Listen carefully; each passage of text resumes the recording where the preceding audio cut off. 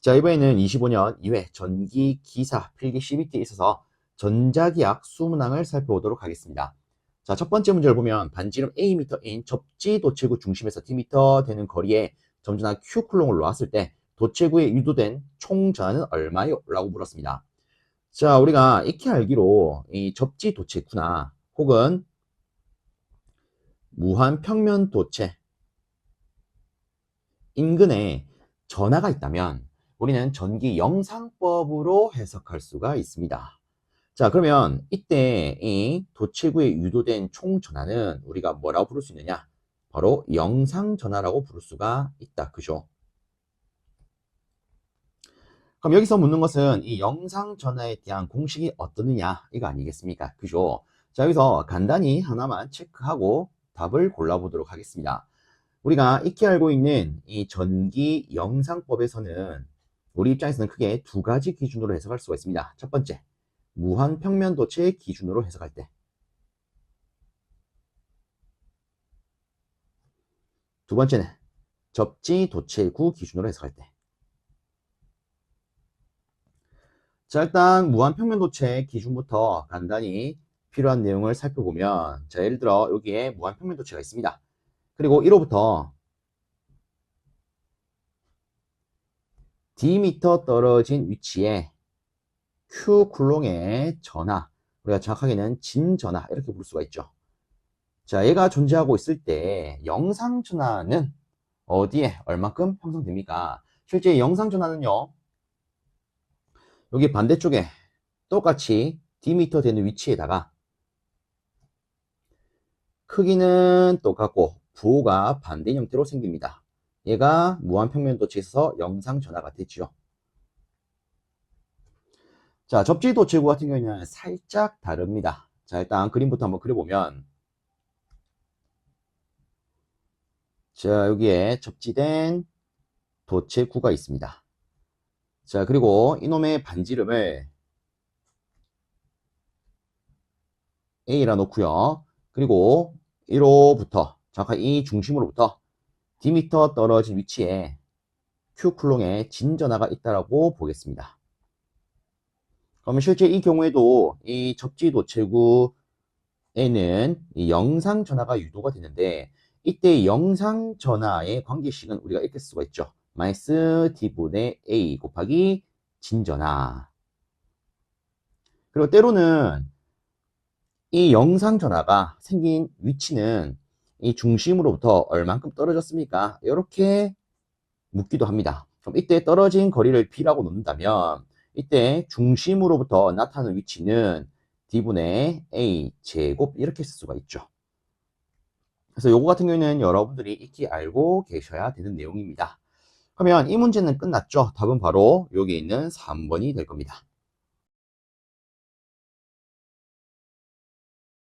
다음으로 두 번째 문제입니다. 전이함수가 여러 콜럼 주어졌을 때 점 2,1에서의 전개는 의지됩니까? 라고 물었습니다. 자, 일단 여기 보시면 I, J와 같은 방향 벡터가 주어져 있습니다. 그죠? 예를 들어 우리가 전개를 계산하는데 방향을 고려하지 않는다면 이때는 이 전개에 대한 관계식을 이렇게 쓸 수가 있습니다. 거리분의 전이요. 근데 방향을 고려한다면 이때는 마이너스 그레디언트 V의 형태로서 계산할 수가 있다. 그죠? 지금은 IJ라고 하는 방향 벡터, 즉 방향을 고려하는 문제가 되기 때문에 이 관계를 가지고 해석할 수 있습니다. 자, 그러면 여기다가 한번 적어 보겠습니다. 우리한테 필요한 전개는 마이너스 그레디언트 V로 쓸 수가 있어요. 다시 한번 쓰면 그레디언트는요, 라운드 X분의 라운드 I 플러스 라운드 Y분의 라운드 J 플러스 라운드 Z분의 라운드 K로 쓸 수가 있습니다. 그리고 전이 함수를 바로 적으면 X제곱 플러스 Y제곱 분의 10 이렇게 쓸 수가 있겠죠. 근데 여기서 보면 우리는 얘를 분배해서 X에 대해서 Y에 대해서 Z에 대해서 각각 편미분을 해야 되는데 지금 주어진 전이 함수는요 Z가 없습니다. 그러면 우리는 이 Z 성분에 대해서는 고려할 필요가 없겠죠. 그래서 우리가 다시 한번 쓰면 마이너스 그대로 두고요. 라운드 x분의 라운드 x제곱 플러스 y제곱분의 10i 플러스 라운드 y분의 라운드 x제곱 플러스 y제곱분의 10j 이렇게 쓸 수가 있습니다. 근데 실제 우리가 이놈을 해석하려면 분수함수의 미분 공식을 하나 알고 있어야 됩니다. 예를 들어서 저는 이렇게 한번 표현을 해볼게요. 예를 들어서 gt분의 ft라고 하는 어떤 의미의 t로 구성된 분수함수가 있다고 가정을 하겠습니다. 그럼 이 친구를 t에 대해서 미분하면 어떻게 됩니까? 자, 실제 이 경우에는요, 일단 분모항은 제곱을 해줍니다. 그 다음에 분자를 t에 대해서 미분한 것과 분모를 그대로 곱해주고요. 다시 마이너스하고 반대로 분자 그대로 두고 분모를 미분한 것을 곱한 형태로 표현할 수가 있습니다. 지금 이 함수를 보면 다 분수함수 아니겠습니까? 그래서 실제로는 이 개념이 필요한 문제가 됩니다. 그럼 이에 따라서 우리가 이 앞에 있는 요 놈을 x에 대해서 먼저 처리를 해보면 이렇게 표현할 수 있겠죠. 자, 우선에 x제곱 플러스 y제곱 분모는 이렇게 제곱을 취할 거고요. 자, 이 분자를 x에 대해서 미분할 건데 그냥 상수기 때문에 미분하면 0이 됩니다. 그러면 실제 여기다가 뭐 분모를 곱해도 의미가 없죠. 끝. 그 다음에 마이너스 분자 그대로 쓰고 자, 여기 분모를 x에 대해서 미분한 걸 뒤에 쓰겠습니다. x에서 미분한 거는 뭐 요것만 따지면 되겠죠. 쓰면은 2x 이렇게 되겠네요. 그리고 i. 자, 그 다음에 플러스 자, 뒤에 거는 y에 대해서 미분하면 되겠다. 그죠? 그래서 미분을 하면 똑같이 일단 분모는 제곱이 됩니다. 그 다음에 이 분자를 y에 대해서 미분하는데 분자는 상수밖에 없기 때문에 미분하면 0이 됩니다. 그 다음에 다시 분자 그대로 쓰고 여기에 있는 분모를 y에 대해서 미분하면 요거에 대해서만 고려하면 되겠죠. 그래서 실제 얘는 2y 이렇게 되겠다. 그죠? 그리고 뒤에 j 붙이고 마무리. 자, 그럼 얘를 정리를 좀 하겠습니다. 자, 정리를 하면 이렇게 되겠죠. 자, 근데 여기서 실제 마이너스가 두 번 있기 때문에 얘를 다 정리하면 이렇게 플러스로 바뀔 겁니다. 자, 그럼 이 상태에서 우리가 점 2,1에서의 전기를 필요로 하기 때문에 x에다가 1을 넣고 y에다가 1을 넣으면 이런 식으로 정리할 수 있을 겁니다. 자, 여기 2 넣고 1 넣으면 5니까 5에 제곱하면 25가 되겠죠. 그리고 위에 쓰면은 40i. 그 다음에 뒤에는 똑같이 분모가 25가 나올 거고요. 여기다 1을 넣으면 20j. 그럼 이때 우리가 5로 약분을 하게 되면 이렇게 될 거고요. 최종적으로 우리가 5분의 4로 묶어내면 이 i 플러스 j라고 하는 답이 나오게 됩니다. 우리가 고르신 답안은 여기 있는 3번이 되겠죠. 자, 근데 이렇게 보면은 이 분수 함수에 대한 미분 개념도 필요하고 굉장히 복잡하게 느껴질 겁니다. 근데 실제 이 문제는요, 여러분들이 갖고 있는 계산기를 가지고도 풀 수가 있습니다. 일단 제가 안내를 드릴 계산기 기종은요, FX 570 ES 플러스 시리즈가 됩니다. 그래서 혹시나 이 기종을 쓰고 계신다면 제가 지금부터 안내를 드리는 방법을 한번 써보십시오. 좀 더 쉽게 풀어낼 수가 있으실 거예요. 자, 우리가 다시 한번 적어보면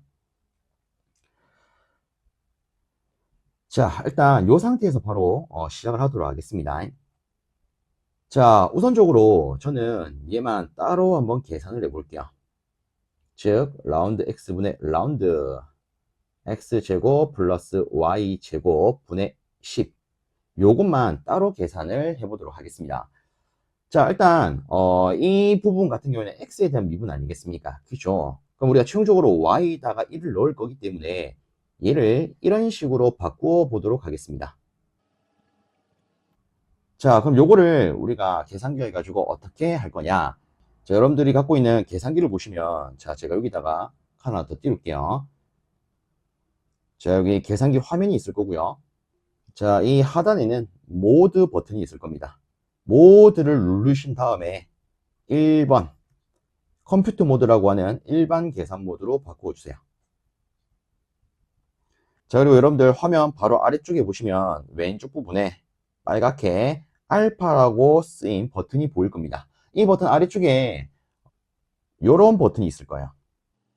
이거는 적분을 활성화시키는 버튼이 된다. 그죠? 자, 여기 위쪽에 보시면 노란색으로 이런 식으로 적혀 있는 걸 볼 수가 있습니다. 우리는 이 노란색을 활성화시켜야 되는데 이때는요, 알파 왼쪽에 있는 Shift 버튼을 누르고 얘를 누르면 활성화가 됩니다. 자, 그래서 요거 누른 다음에 이 버튼을 누르시면 화면상에서는 이렇게 나올 거예요. 그죠? 그러면 제가 요거를 다시 조금 지워서, 자, 제일 첫 번째 빈칸에다가는 여기에 있는 이 함수를 그대로 적어 주도록 하겠습니다. 자, 근데 여기 x가 필요하다. 그죠? x는 여러분들 어디 있냐면 숫자 키패드 9번 위에 보시면 가로 닫는 버튼이 있습니다. 요 위에 보면 빨간색으로 x로 된 걸 볼 수가 있어요. 그죠? 실제 이 계산기는요, 미분이 x에 대해서 시행이 되기 때문에 이 x를 입력해서 미분을 인식시켜 줄 필요가 있습니다. 자, 그럼 얘를 활성화하려면 알파 버튼 누르고 얘를 누르면 될 겁니다. 그럼 여기다가 이렇게 x 쓸 수 있겠죠. 그리고 x제곱 플러스 1분의 10 요걸 넣어줍니다. 자, 그 다음에 옆에 보면 x 값을 넣어야 되는데 여기다가는 우리 어떤 값 넣어야 됩니까? 2를 넣어야겠죠. 그래서 2를 넣고 이꼴 버튼 한번 눌러주세요. 그러면 이 값이 마이너스 1.6으로 나오는 걸 확인할 수가 있습니다. 근데 실제 우리가 요거를 계산한 게 마이너스 1.6이 되는 거 아니겠습니까? 근데 실질적으로는 뒤에 뭐가 있는 거예요? i가 있는 거죠. 그럼 우리가 위에 있는 공식을 다시 쓰면 이렇게 쓸 수가 있습니다. 마이너스 그대로 쓰고 마이너스 1.6i요. 그럼 뒤에 요 부분은 또 어떻게 하면 되냐? 똑같이 하면 됩니다. 자, 요거를 다시 쓸 건데 문제는 우리 계산기는요, x에 대해서 인식을 합니다. 그러면 지금 우리가 풀어낸 거 y에 대한 거지만 얘를 편의상 x에 대한 거라고 생각을 해주세요. 그러면 y를 우리가 x로 바꿀 거고 요 자리는 여기 있는 2를 넣지 않겠습니까? 그럼 여기다 2를 넣으면 얘는 4가 될 거예요. 자, 이런 형태로 계산기에 바로 넣어 보겠습니다. 즉 제가 여기 있는 이 부분을 지우고 표현을 하면 이렇게 되는 거죠. 그럼 이제 이 x 자리에는 1을 넣으면 될 겁니다. 왜? 실질적으로 우리가 하고 있는 것은 y고 y에다가는 1을 넣을 거기 때문에. 그죠? 자, 이렇게 해서 계산을 한번 해보십시오. 그럼 이 결과값이 마이너스 0.8이 나오는 걸 확인할 수가 있습니다. 그럼 우리가 여기다 바로 쓰면 마이너스 0.8에다가 실제 이 뒤에는 j가 붙어야 되죠. 그럼 요거를 정리를 하면 1.6i 플러스 0.8j가 되는 걸 볼 수가 있습니다. 그럼 여기서 우리가 이 0.8로 묶어낸다면 이 i 플러스 j가 될 거고요. 그리고 여기 있는 0.8은 10분의 8이 되는데 우리가 뭐 약분을 한다라고 하면 얘를 5분의 4 이렇게 쓸 수가 있을 겁니다. 그래서 계산기를 활용해서도 이런 식으로 답을 뽑아낼 수가 있습니다. 그래서 이 문제 같은 경우에는 여러분들이 분수의 미분에 대한 개념이 어렵다라고 했을 때는 이렇게 계산기의 기능을 가지고도 풀어낼 수 있습니다. 그래서 이런 것도 있구나 참고로 봐주시면 어떨까 싶습니다.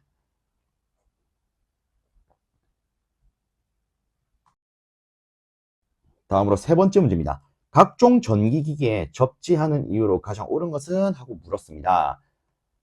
자, 일단 여기 주어진 네 가지 선지에서 실제 답이 될 수 있는 것은 4번이죠. 지구의 정전 용량이 커서 전위가 거의 일정하기 때문이더라. 실제 이 지구라고 하는 것은 하나의 구도체로 해석을 할 수가 있습니다. 그죠? 자, 구도체의 정전 용량은요, 4파이 입실론 A 이렇게 쓸 수가 있습니다. 그럼 이때 전위는요, C분의 Q로 표현할 수 있기 때문에 다 있으면 4파이 입실론 A분의 Q 이렇게 쓸 수가 있죠. 근데 이 지구라고 하는 것은 반지름이 어마무시하게 큽니다. 거의 무한대급이라고 볼 수 있겠죠. 그럼 얘는 거의 0으로 나올 거예요. 즉 지구라고 하는 것은 반지름이 무한대입니다. 그러면 일단 정전 용량은 무한한 값이라고 볼 수 있죠. 그럼 이 정전 용량에 대한 개념이 무한이 되다 보니까 전위는 어때요? 0전위로 일정하죠. 그래서 우리가 각종 전기기기를 대지에다가 접지를 하게 되면 대지는 무조건 전위가 0전위, 즉 아주 작기 때문에 어떤 기기에 대한 이상 전압을 대지로 다 방출시킬 수 있게 됩니다. 그래서 실제 접지한 이유는 요놈이 정확하게 답이 되더라. 다음으로 네 번째 문제입니다. 내부 도체의 반지름이 Am이고 외부 도체의 내 반지름이 Bm, 외 반지름이 Cm인 동축 케이블의 단위 길이당 자기 인덕턴스는 얼마요? 라고 물었습니다.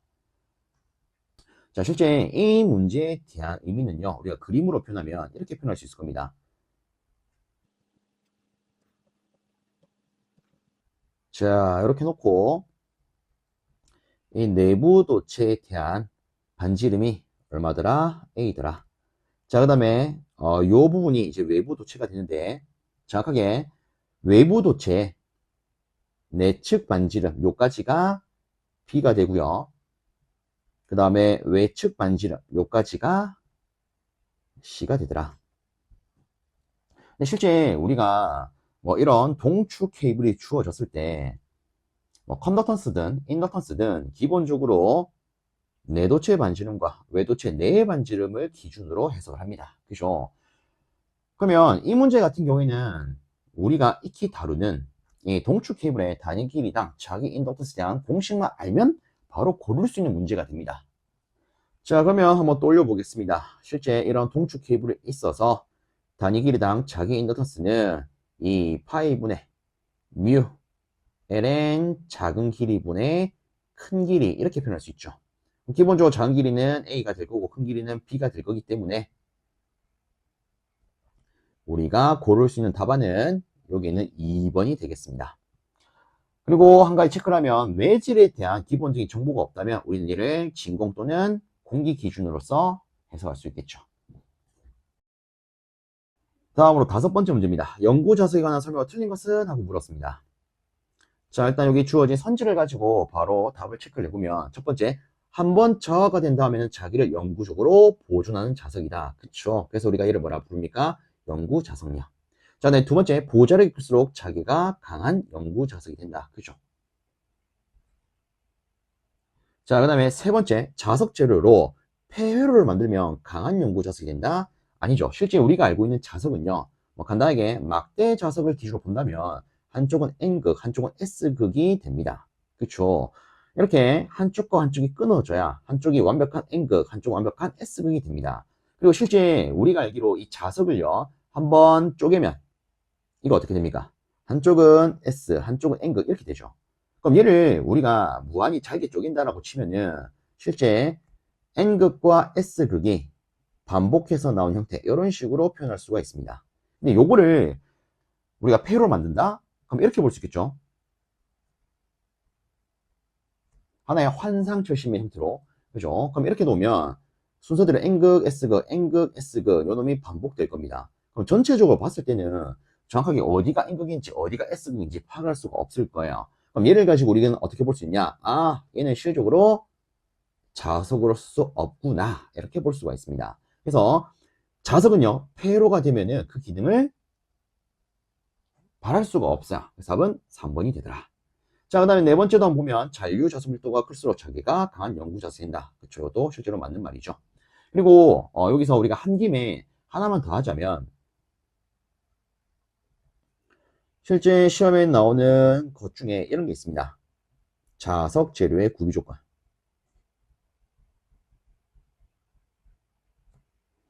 자, 하나는 영구 자석, 하나는 전자석.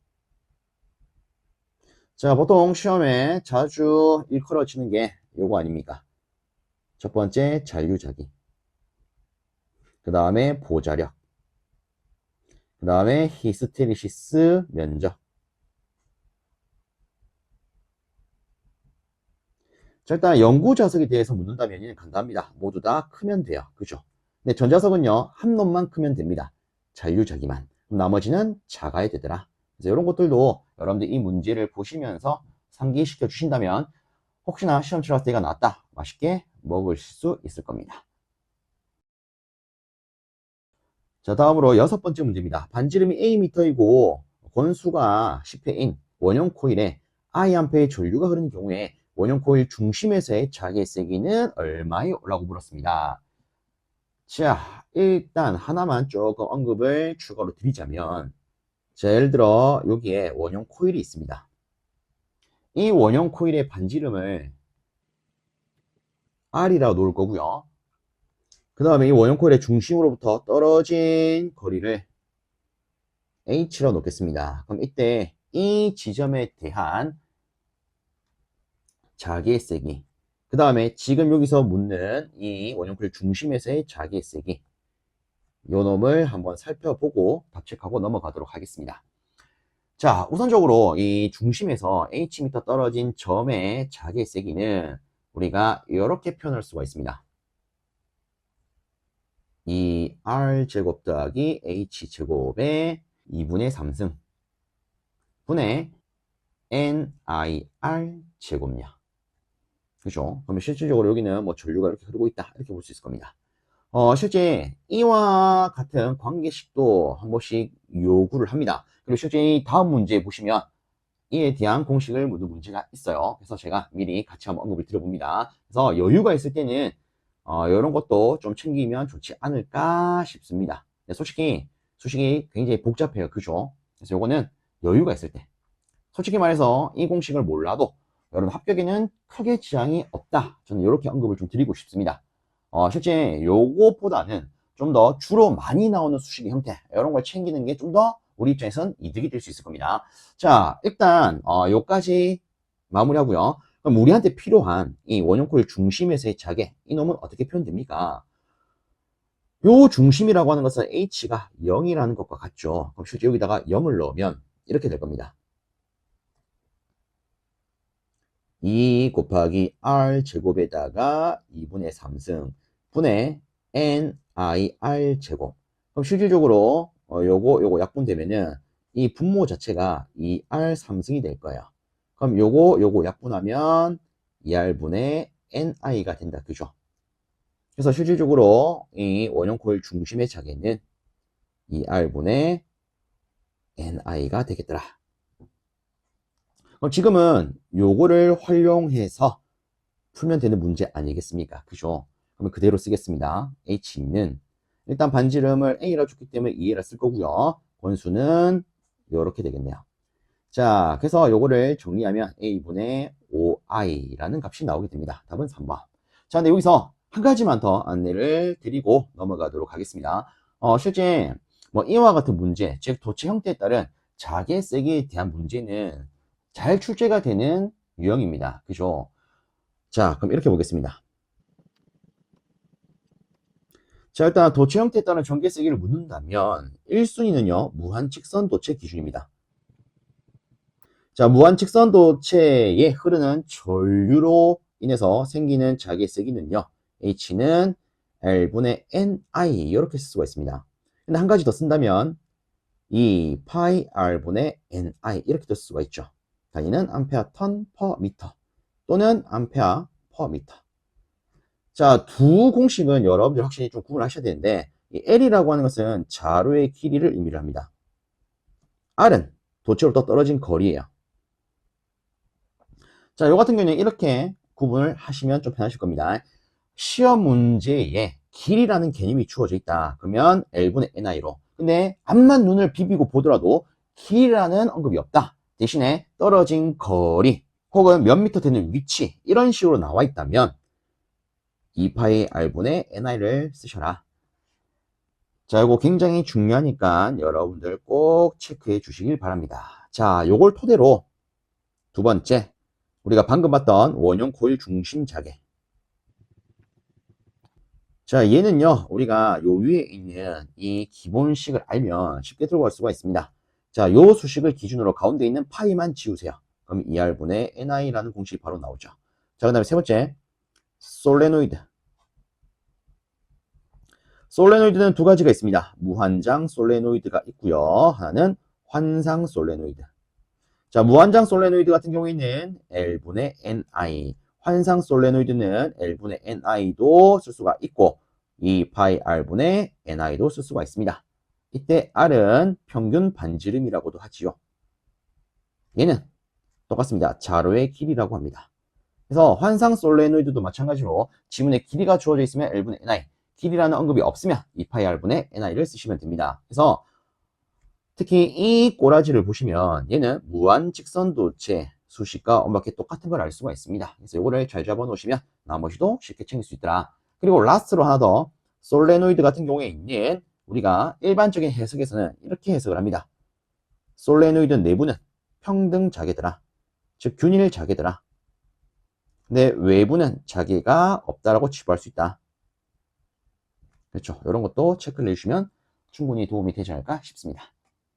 다음으로 7번째 문제입니다. 직류, 전류, I 암페어와 전하 Q 쿨롱이 무한히 긴 직선상의 도체에 각각 주어졌고 이들의 도체는 진공 속에서 각각 투자율과 유전율이 무한대인 매질로 된 무한 평면 도체와 병행하게 배치가 되어 있더라. 이 경우에 영상법에 의한 영상 전류와 영상 전하는 하고 물었습니다. 자, 일단 이 문제의 지문을 보면 뭔가 복잡스럽게 느껴집니다. 뭔가 더럽게 느껴져요. 근데 실제 핵심되는 문구만 보시면 이 문제는 그렇게 어렵지 않다는 걸 느낄 수가 있습니다. 자, 일단 핵심 문구는 요거죠. 무한 평면 도체가 있다는 거. 그리고 영상법을 친절하게 영상법을 가지고 해석해 보라고 주셨다는 거. 자, 그럼 요 같은 경우에는 우리가 앞에서 떠올렸던 개념을 생각한다면 쉽게 먹을 수 있습니다. 자, 여기 무한 평면 도체가 있다고 보겠습니다. 자, 우리가 앞에 상기시키기로 이렇게 했어요. 자, 이 무한 평면 도체로부터 D미터 떨어진 위치에 Q 쿨롱의 진전하가 있더라. 그럼 영상 전하는 반대로 D미터 떨어진 위치에 크기는 같고 부호가 반대 인 형태로 생기더라. 그렇죠? 자, 그럼 여기서 예를 들어 이런 식으로 직류, 전류, I가 흐른다고 보겠습니다. 그러면 이때 이놈에 대한 영상 전류는 어떻게 될까요? 어렵게 생각할 필요가 전혀 없습니다. 똑같아요. 실제 전하의 흐름 성분이 전류 아니겠습니까? 똑같이 해석할 수가 있습니다. 즉 여기 I에 전류가 있다면 이에 대한 영상 전류도 어떻게 되느냐? 똑같은 거리에 이렇게 I라는 전류가 흐르게 되더라. 다만 영상 전하처럼 부호가 반대로 되더라. 끝이요. 그러면 끝났죠? 플러스 I와 플러스 Q에 대한 영상 전류와 영상 전하는 크기는 같고 부호가 반대 3번이 된다. 그래서 이 같은 경우에는 우리가 익히 알고 있는 이런 기본적인 개념 가지고 바로 풀 수 있는 문제가 되겠습니다. 다음으로 8번째 문제. 다음 중 유전체에서 전자분극이 나타나는 이유를 설명한 것으로 가장 옳은 것은? 하고 물었습니다. 결국은 전자분극에 대한 정의를 골라봐라. 이런 문제가 될 거예요. 자, 일단은 간단하게나마 좀 언급을 드리자면 실제 우리가 다루는 내용에 있어서 고려할 수 있는 분극은 크게 3가지가 있습니다. 하나는 지금 지문에서 요구하고 있는 전자분극, 하나는 이온 분극, 하나는 방향성 분극, 다르게 배향 분극이라고도 하죠. 자, 일단 이 전자분극 요 놈의 정의는 어떻게 됩니까? 단결정 물질에 있어서 외부 전개가 가해지면 이로 인해서 중성 상태의 원자의 양성자와 전자의 상대적인 변이, 즉 위치 변화에 의해서 쌍극자를 형성하는 거, 얘를 전자분극이라 하더라. 그래서 이 전자분극이 실제 우리가 일반적으로 알고 있는 이 분극이라고 볼 수가 있습니다. 그래서 여기에 핵심되는 문구는 단결적 물질에 있어서 양성자와 전자의 상대적인 변이에 의해서 형성이 되더라. 자, 그럼 이온 분극이라고 하는 것은 뭐냐? 이온 분극은요, 이온 결합 물질. 요 놈에 있어서 외부에 전기가 가해지면 이놈에 의해서 양이온과 음이온이 위치가 변화되어서 쌍극자가 형성되더라. 즉 양이온과 음이온의 상대적인 변이에 의해서 쌍극자가 형성되는 것을 이온 분극이라 하더라. 자, 방향성 분극이라고 하는 것은요, 실제 그 영구 쌍극자, 이놈의 핵심 문구는 영구 쌍극자가 됩니다. 영구 쌍극자를 갖고 있는 물질에 있어서 외부 전개를 가해주게 되면은 이 쌍극자가 외부 전개 방향으로 배열되는 거, 즉 이놈의 배열이 바뀌는 거, 얘가 반응성 분극 혹은 배양 분극이 되겠습니다.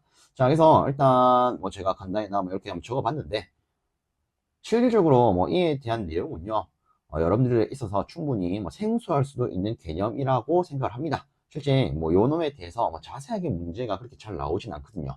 다만 이 전자 분극 같은 경우에는 이런 형태 말고도 뭐 어디서 생깁니까? 단결정 물질에 생깁니다. 뭐 이런 식으로 간단히 예전에 출제가 된 적이 있습니다. 그래서 전자 분극은 단결정 물질에 있어서 양성자와 전자의 위치 변화에 의해서 쌍극자가 형성된 것을 의미하더라. 뭐 요 정도는 여러분들이 참고해서 보시면 좋지 않을까 싶습니다. 자, 그럼 이에 따라서 우리가 고를 수 있는 것은 2번 요 놈이 되겠죠.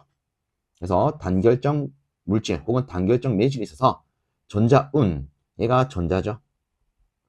그리고 핵에는 뭐 양성자가 있죠. 그래서 전자와 양성자의 상대적인 변이에 의해서 생기더라.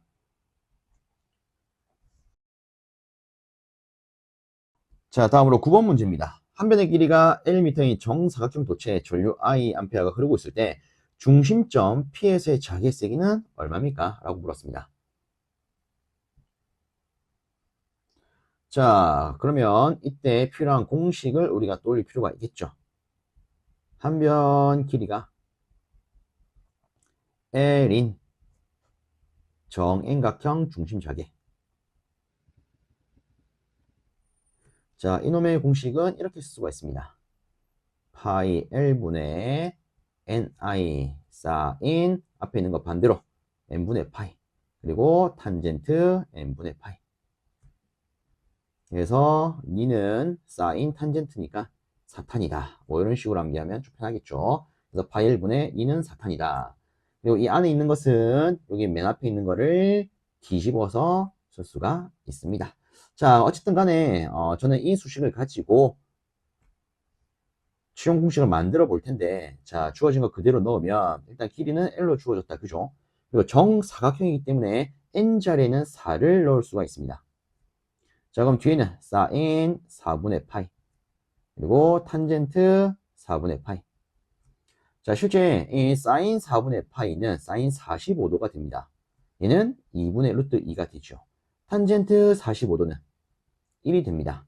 결론적으로는 파이 L분의 4i 곱하기 2분의 루트 2가 되어서 파이 L분의 2 루트 2i가 되겠더라.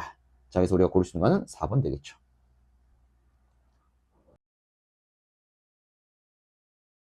다음으로 10번째 문제입니다. 비투자율 μs는 반자성체에서 다음에 어떤 값을 갖는가? 라고 물었습니다. 자, 그러면 이렇게 한번 보겠습니다. 강자성체. 그 다음으로 상자성체. 그 다음으로 반자성체. 자, 첫 번째 강자성체는요, 비투자율이 1보다 어마무시하게 큽니다. 상자성체는요, 1보다 약간 커요. 뭐 1.002, 뭐 이런 식으로. 네, 반자성체 같은 경우에는 1보다 작은 특징을 갖지요. 답은 바로 2번이 되겠습니다. 자, 일단 여기서 시험에 또 나오는 걸 좀 체크를 하면 각각의 매질을 골라봐라. 이런 것도 우리가 뭐 생각해 볼 수 있을 겁니다. 자, 일단 강자성체는요, 철, 니켈, 코발트, 망간이 있죠. 그래서 저는 보통 이렇게 안내를 드립니다. 제 친구 철수가 코 수술을 했는데 조졌어요. 그래서 이렇게 말겠죠. 철수야, 니 코 망했다. 그죠? 자, 그 다음에 반자성체부터 보면 반자성체는요, 금, 은, 동, 안티몬, 아연, 비스무트 등이 있습니다. 그래서 저는요 이렇게 언급 드릴게요. 제 친구 중에 운동선수가 있대요. 그래서 얘가 대회에 나간답니다. 저는 응원을 할 거예요. 친구야 대회 나간 김에 금, 은, 동 안 아삐고 온나 금, 은, 동 안 아삐라 이런 식으로 응원을 할 겁니다.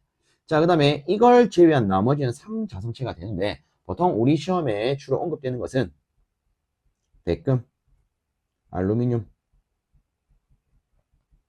텅스텐.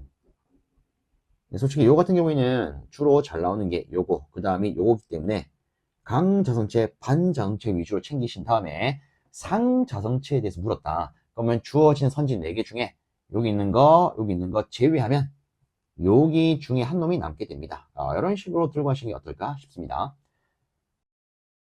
다음으로 11번째. Z는 0인 평면상의 중심이 원점에 있고요. 반경이 Am인 원형도체 그림과 같이 전류 I가 흐를 때 Z는 B점에서 요런 점에서 자기의 세기는 어찌 됩니까? 라고 물었습니다.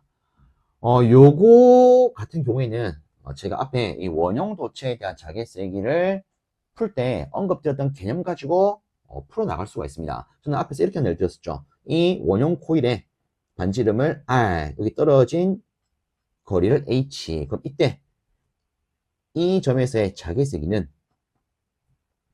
이 R제곱 플러스 H제곱의 2분의 3승분의 NI R제곱이더라. 그죠? 근데 다만 지금은 문자기호가 좀 바뀌었습니다. R 대신에 A, H 대신에 B로. 그죠? 그럼 그대로 접목을 하면 이렇게 되겠네요. H는 이 A제곱 플러스 B제곱의 2분의 3승 분의 NI A의 제곱이라고요. 근데 지금 지문에 보시면 이 도체 개수에 대한 언급은 없습니다. 그렇죠? 그럼 이때는 우리가 기본적으로 1로 잡을 수가 있죠. 왜? 전류가 흐른다는 것은 최소한 도체가 한 개 있는 거랑 같기 때문에. 그럼 그에 따라서 우리는 수식을 이런 식으로 정리할 수 있을 겁니다. 그러면 이 꼬라지를 갖는 걸 찾으면 답은 여기 있는 1번이 되겠다. 그죠? 그리고 이 방향을 보면 지금 방향 벡터가 AZ, 즉 Z 방향으로 되어 있는 걸 볼 수가 있습니다. 요 같은 간단하게 우리 전류에 의한 자기의 방향을 판정하는 법칙, 암페의 오른손 법칙을 쓰신다면 나머지 손가락으로 이 전류 방향으로 감았을 때 엄지는 이렇게 Z 방향으로 지켜 세워주는 걸 확인할 수 있죠. 그래서 방향은 Z 방향이 된다. 이렇게 볼 수 있겠습니다. 자, 다음으로 12번째. 평행판 콘덴서에 어떤 유전체를 넣었을 때 전속 밀도가 여러 콜롬 되고요. 단위 체육당 에너지가 여러 콜롬 되었답니다. 이 유전체 유전율은 얼마요? 라고 물었습니다. 자, 일단 지문에 보면 단위 체육당의 에너지가 주어졌어요. 그럼 당연히 이에 대한 공식을 활용하면 되겠죠. 자, 단위 체육당 에너지는요. 우리가 이런 공식을 기본적으로 떠올릴 수가 있습니다. 2분의 1 입실론 E의 제곱 이꼴 2분의 1 DE 이꼴 2분의 1 입실론분의 D의 제곱요. 근데 지금은 전속 밀도와 유전율만이 주어졌기 때문에 이 관계식을 쓰면 되겠죠. 그러면 요 놈에 있어서 유전율에 대한 수식으로 바꾼다면 이렇게 쓸 수가 있을 겁니다. 우리가 계산기에다가 2 곱하기 10의 마이너스 3승 분의 2.4 곱하기 10의 마이너스 7승 제곱해주면 끝나겠다. 그죠? 자, 그래서 요거를 계산기 두드리면 1.44 곱하기 10의 마이너스 11승 페러 미터가 나와서 4번을 고를 수 있더라. 다음으로 13번째 문제입니다. 투자율이 μ고요. 단면적이 S, 길이가 L인 자성체에 권선을 N에 감아서 I 암페의 전류를 흘렸을 때 이 자성체의 단면적 S를 통과하는 자속은 어찌 됩니까? 라고 물었습니다. 자, 일단 이 문제는 자속에 대한 기본 공식을 고르는 문제가 됩니다. 이 자속이라고 하는 것은 우리가 자기장분의 NI라고도 쓸 수도 있고요. 이 자기장은 mu S분의 L이 되기 때문에 얘를 여기다가 넣으면 L분의 mu S NI로도 표현할 수가 있죠. 자, 그래서 이 꼬라지를 갖는 걸 찾으면 답은 1번이 되겠습니다. 다음으로 14번째 문제. 선전화 밀도 람다로 균일한 무한 직선 도선으로부터 Rm 떨어진 점의 전기의 세기는 어찌 됩니까? 라고 물었습니다. 자, 이 문제 같은 경우에도 단순히 이 선전화 밀도에 의한 전기의 세기의 공식을 묻는 문제가 됩니다. 그렇죠? 일단 우리가 구도체 그리고 무한 직선 도체 요 기준으로 한 번만 생각해 보면 구도체에 의한 전기의 세기는요 4파이 엡실론 r 제곱분의 q 라는 일반적인 공식을 떠올릴 수가 있고요. 그다음에 무한 직선 도체 같은 경우에는 이는 이 파이 엡실론 r분의 람다 이런 걸 떠올릴 수가 있죠. 자, 이에 따라서 우리가 고를 수 있는 것은 여기 있는 2번이 되겠습니다. 자, 다음으로 아래쪽에 15번째 문제. 어떤 영역 내에서 최적 전압 밀도가 매초 요로크롬에 대한 비율로 감소를 할 때, 이렇게 변화할 때 반지름 10의 마이너스 5승미터의 구면을 통해 흘러나가는 전류는 몇 마이크로 암페어입니까? 라고 물었습니다. 자, 일단 구면, 구가 주어졌어요. 자, 일단 요 문제 뭔가 조금 난해 보입니다. 그죠? 실제 이 문제는 우리가 어떻게 접근할 수 있느냐? 자, 보시면 일단 전하라는 언급이 나와 있고요. 몇 초, 시간에 대한 언급이 나와 있습니다. 그러면 우리가 이 전하에 대한 관계식 중에 요걸 떠올려서 본다면 이를 통해서 전류는 T분의 Q 이렇게 쓸 수가 있을 거예요. 그쵸? 자, 그 다음에 또 보면 여기에 있는 Q라고 하는 것은 실제 전체 전하량 쿨롱의 단위를 갖는 값이 됩니다. 근데 지금 지문에는 뭐가 주어졌냐면 최적 전하 밀도가 주어졌어요. 그럼 자 보세요. 최적 전하 밀도를 제가 로우라고 놓으면 이놈이 단위가 지금 쿨롱 퍼미터 3승 이렇게 된다. 그죠? 어쨌든 우리한테 필요한 것은 쿨롱이라는 단위입니다. 그럼 얘를 쿨롱으로 바꿔주려면 여기다가 뭘 곱해야 되느냐? 최적을 곱하면 될 거예요. 그러면 이놈이 이렇게 바뀔 겁니다. 자, 그럼 여기서 우리가 좀 체크해야 되는 게 지금 지문에서 뭐가 주어졌다? 9가 주어졌더라. 9가 주어졌더라. 그러면 이때 최적은 당연히 9에 대한 최적이 될 겁니다. 그러면 우리가 떠올려야 되는 게 9에 대한 최적의 공식이 될 거고요. 이놈은 3분의 4 파이 r 3승 이렇게 쓸 수 있다. 그죠? 그러면 요걸 가지고 우리가 문제를 푼다면 지금은 단순히 몇 초 기준, 1초 기준으로 이만큼 변화할 때 전류를 묻은 거 아니겠습니까? 그러면 여기에 주어진 조건에 대해서만 바로 체크해 보도록 하겠습니다. 시간값은 얼마요? 1요. 그러면 결국은 I는 시간을 몇 초, 1로 놨기 때문에 위에는 Q만 있으면 될 겁니다. 근데 우리는 방금 이 Q를 이렇게 표현할 수 있다는 걸 했어요. 그래서 다 했으면은 로우 V. 근데 이 V, 최적이 이렇게 표현될 수 있기 때문에 우리는 이렇게 쓸 수 있겠죠.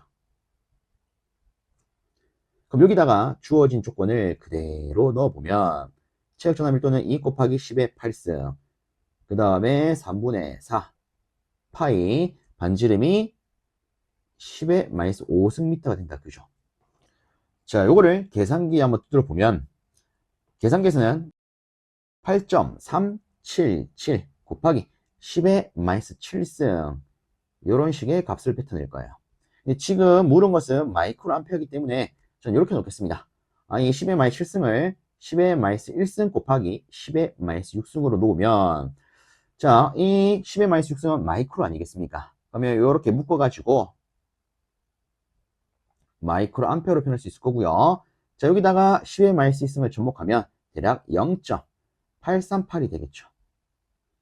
그래서 지금 지문에 주어진 것처럼 몇 초 기준, 즉 1초 기준으로 이 전하량이 이만큼 바뀔 때에는 그에 따라서 전류가 이만큼 흐른다. 답은 2번 이렇게 고를 수 있습니다. 다음으로 16번째 문제. 막대 자석 위쪽에 동축 도체판을 놓고 회로의 한 끝은 원판의 주변에 접촉시켜서 회전하도록 해놓은 그림과 같은 패러데이 원판 실험을 할 때 검육에 취해 전류가 흐르지 않는 경우나 물었습니다. 자, 일단 여기서 물은 것은 여기 지금 검육에가 있어요. 그죠? 검유계에 전류가 흐르지 않는 경우, 0인 경우 물었습니다. 근데 실제 우리가 좀 생각했을 때 여기에 전류가 흐르려면 이 원판에는 뭐가 유도가 되어야 합니까? 바로 기전력이 유도가 되어야겠죠. 그래서 이 기전력이 유도가 된다면 실제 검유계에는 전류가 흐르게 될 겁니다. 그럼 결론적으로 검유계에 전류가 흐르지 않는다는 것은 기전력이 유도되지 않더라 요겠죠. 즉 이 문제에서 요구하는 것은 기전력이 유도되지 않는 조건을 골라봐라. 요 놈이 될 겁니다. 자, 그럼 보겠습니다. 일단 첫 번째 선지를 보면 자석을 쭉 방향으로 전진시킨 후 후퇴시킬 때 이렇게 주고 있어요. 즉 자석을 이렇게 가까이 놨다가 멀리 떨어뜨린다. 이 기준 아니겠습니까? 그럼 이걸로 우리가 생각해 볼 수 있는 것은 자석을 가까이 놨다가 띄우면 이 원판이 받는 자속의 양이 시간적으로 바뀌겠네? 그러면 우리는 이렇게 볼 수 있겠죠. 기전력. 전자유도 법칙을 떠올려보면 기전력은요, 마이너스 n의 dt분의 d파이가 되는데 지금 축 방향으로 전진시키는 후퇴를 시킨다라고 하는 것은 시간에 대해서 자속의 변화가 있는 것과 같기 때문에 이때는 기전력이 유도가 되는 거랑 같겠구나. 그럼 이 경우에는 검유계의 전류가 흐르는 경우라고 볼 수 있겠죠. 그럼 얘는 답이 될 수는 없을 겁니다. 자, 그 다음에 두 번째, 자석만을 일정한 방향으로 회전시킬 때 이게 무슨 말이냐면 얘는 그대로 두고 자석을 일정한 방향으로 이런 식으로 회전시킨다라는 의미가 되겠죠. 그럼 이렇게 회전시킨다면 이 원판에 있어서는 자속을 처음에 여기 많이 받다가 그 다음에 여기 시간에 따라서 자속을 많이 받는 부분이 바뀌게 될 겁니다. 그럼 이때도 당연히 기전력이 유도가 될 수 있겠죠. 그러면 이 지문에서 요구하는 답은 될 수가 없습니다. 자, 그 다음에 세 번째, 원판만을 일정한 방향으로 회전시킬 때 얘는 그대로 두고 원판만 돌리면 돼요. 그러면 얘가 돌아갈 때 자, 예를 들어 얘가 여기에 자속을 쏘아 붙인다라고 치면은 원판이 돌아가게 되면 이 자속을 받는 부분은 시간에 따라서 계속 변하게 될 겁니다. 그렇죠? 그럼 이때도 기전력이 유도가 되겠네요. 그럼 이때도 이 지문에서 요구하는 답이 안 되겠더라. 자, 그다음 네 번째, 원판과 자석을 동시에 같은 방향, 같은 속도로 회전시킬 때 이게 뭐겠습니까? 얘를 회전시키긴 하는데 얘랑 똑같이 회전시킨다. 똑같이 회전시키게 되면 예를 들어 이 자석으로부터 요 지점에 자속을 많이 받는다라고 보겠습니다. 근데 똑같은 방향으로 똑같은 속도로 회전시킨다면 이 자속을 많이 받는 위치는 절대 변하지 않을 겁니다. 왜? 같이 돌 거니까. 맞습니까? 그러면 이때는 시간에 대한 자속의 변화가 없는 거랑 같기 때문에 이때는 기전력이 유도되지 않겠구나 이렇게 볼 수 있겠죠. 그럼 이때는 전류가 0이 되겠더라. 그래서 이 4번이 이 지문에서 요구하는 답안이 되겠습니다. 자, 다음으로 7번째. 높은 주파수의 전자파가 전파가 될 때 일기가 좋은 날보다 비 오는 날의 전자파의 감지가 심한 원인은? 하고 물었습니다. 간단히 말하면 이런 거죠. 여기가 예를 들어 공기라고 보겠습니다. 즉 어떤 유전체의 공간이라고 볼게요. 그럼 이 공간상에 전자파가 이런 식으로 전파가 되어 나가고 있을 겁니다. 자, 근데 보세요. 일기가 좋은 날, 요거는 뭐예요? 쉽게 말하면 맑은 날이죠. 맑은 날보다 비 오는 날에 전자파의 감지가 심한 원인. 그러면 이 둘의 차이를 한번 살펴봅시다. 비 오는 날이라고 하는 것은 이 공간상에 물방울이 있는 상태다 이렇게 볼 수 있는 거 아니겠습니까? 그렇죠? 실제 보세요. 이 물방울이라고 하는 것은 우리가 익히 알기로는 이 전기적인 성분이 잘 흐르는 요소가 됩니다. 잘 흐르는 매질이 됩니다. 맞습니까? 그러면 여기에 어떤 전자파가 진행을 할 때 이 전자파가 물과 맞닿게 되면 이 전자파 성분이 물에 잘 작용하게 될 거니까 이 성분이 진행하다 말고 여기 머무르게 되겠네요. 그럼 이에 따라서 이 전자파는 여기를 통과할 때 그 크기가 이런 식으로 감쇄가 되겠죠. 그럼 반대로 말하면 일기가 좋아해. 맑은 날이에요. 즉, 요 공간사에 물기가 없습니다. 그럼 이 전자파는 아주 잘 전파가 될 겁니다. 다만, 물이 있게 되면 이 물에 이 전자파가 잘 작용하기 때문에 얘는 여기에 머물러서 이 밖으로는 잘 나올 수가 없다. 그래서 뭐가 일어난다? 감쇄가 일어난다. 그럼 결론은 이렇게 되겠죠. 이 물에 이 전자파가 잘 작용하니까, 다르게 말하면 잘 흐르니까, 즉 도전율이 크니까 여기에 적용해서 감쇄가 일어나는구나. 그래서 답은 3번이 됩니다. 실질적으로 일기가 좋은 날보다 비 오는 날의 전자파의 감쇄가 심한 원인은 다시 뭐다? 도전율이더라. 자, 다음으로 18번째. 이런 식으로 표시되는 전기가 있답니다. 0.01 마이크로쿨롱의 전하를 원점에서 3i만큼 움직이는 데 필요한 일은 얼마예요? 라고 물었습니다. 자, 일단 여기 있는 일은요, 실제 그 방향성을 따지지 않는 스칼라 값이죠. 자, 근데 주어진 것은 일단 벡터적으로 주어졌습니다. 그러면 이렇게 한번 생각해 볼게. 우리가 일이라고 하는 것은 다르게 그에 상하는 에너지, 이렇게도 표현할 수가 있습니다. 그럼 이 에너지는, 잠시만요. 일단 움직이는 거리가 나와 있어요. 이런 움직이는 거리 또는 길이가 나와 있을 때는 이 작용하는 힘과 그 거리를 곱해서 이렇게 표현할 수가 있습니다. 자, 근데 이 지문에서는 우리가 다시 체크했을 때 무엇이 주어졌냐면 전개가 주어졌어요. 그럼 이 전개를 가지고 우리는 여기 정해있는 힘의 성분을 뽑아낼 필요가 있겠다. 그죠? 그럼 이때 떠올릴 수 있는 것은 이 관계가 있습니다.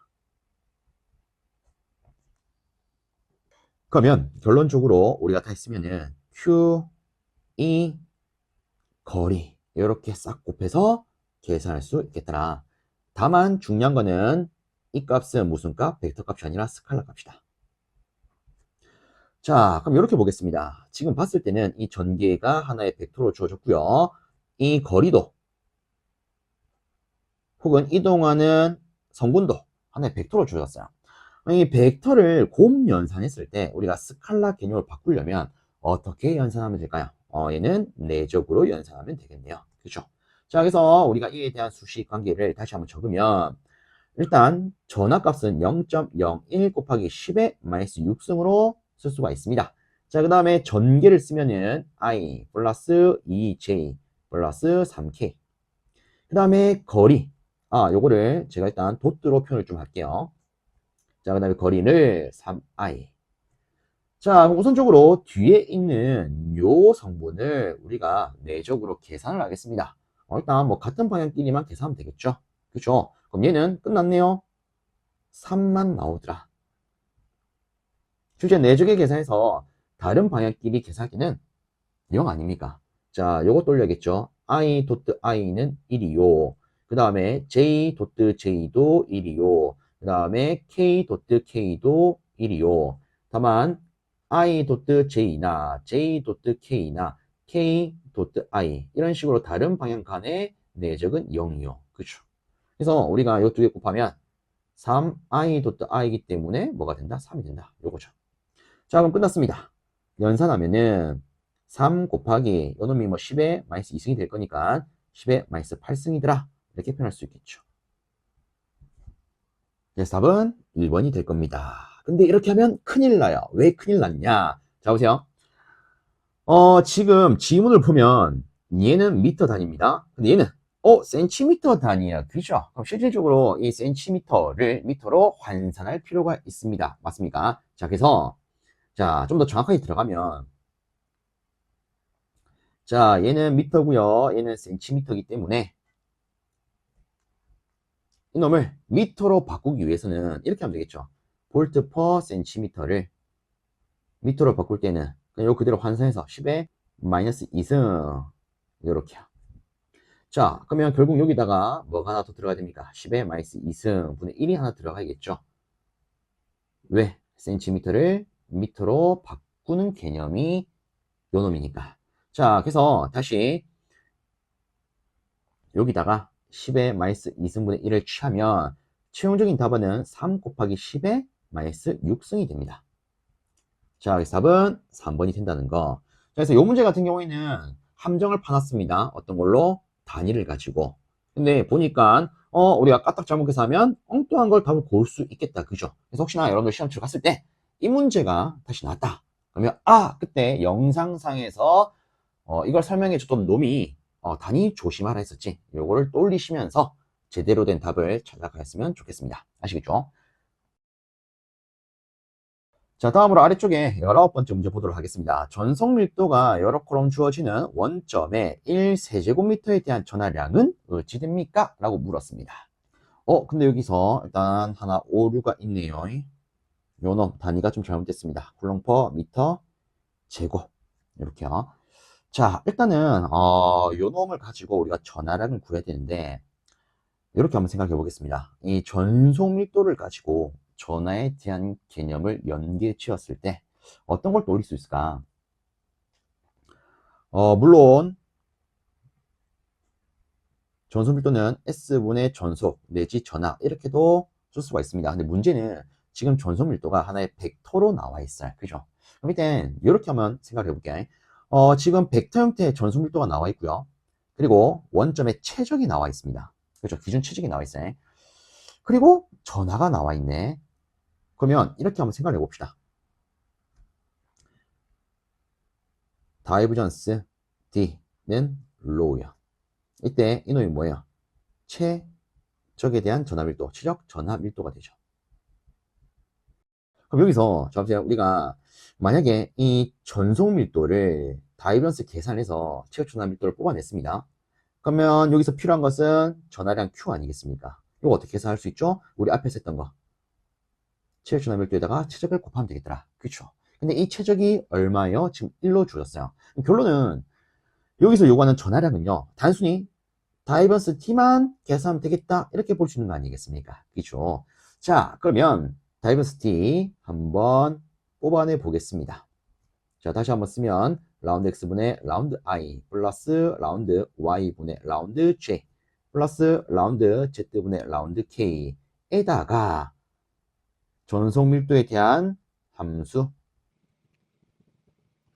자, 그러면 요거 한번 계산해 봅시다. 일단 이 다이버전스 같은 경우에는 우리가 실제 요놈을 내적 형태로 계산하는 거 아니겠습니까? 그러면 같은 방향 성분끼리 이렇게 묶어서 표현을 하면 이렇게 표현할 수가 있습니다.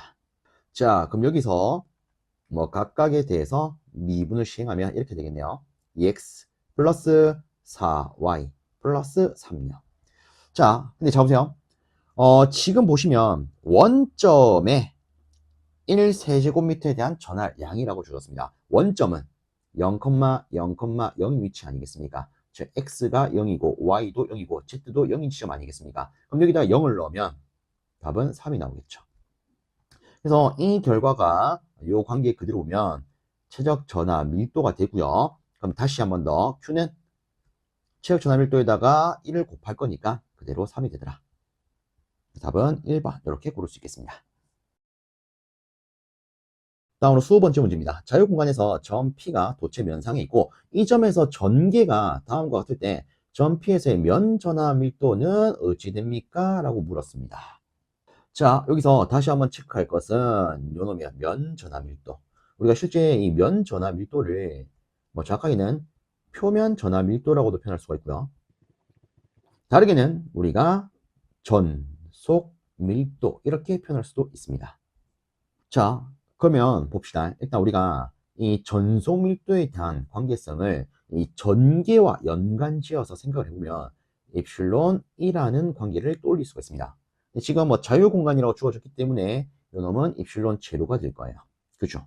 그럼 여기서 우리가 다시 한번 쓰면 입실론 제로에다가 여기 주어진 거 6i-2j 플러스 3k 이렇게 쓸 수가 있는데 지금 주어진 선지를 보면 다 방향 성분이 없습니다. 그죠? 그러면 이거는 어떻게 구하라는 걸까? 간단히 말하면 크기를 구하라는 것과 같다. 이렇게 볼 수 있습니다. 그럼 이렇게 볼게요. 우리가 이 성분에 대한 크기를 체크를 하면 이렇게 되겠죠.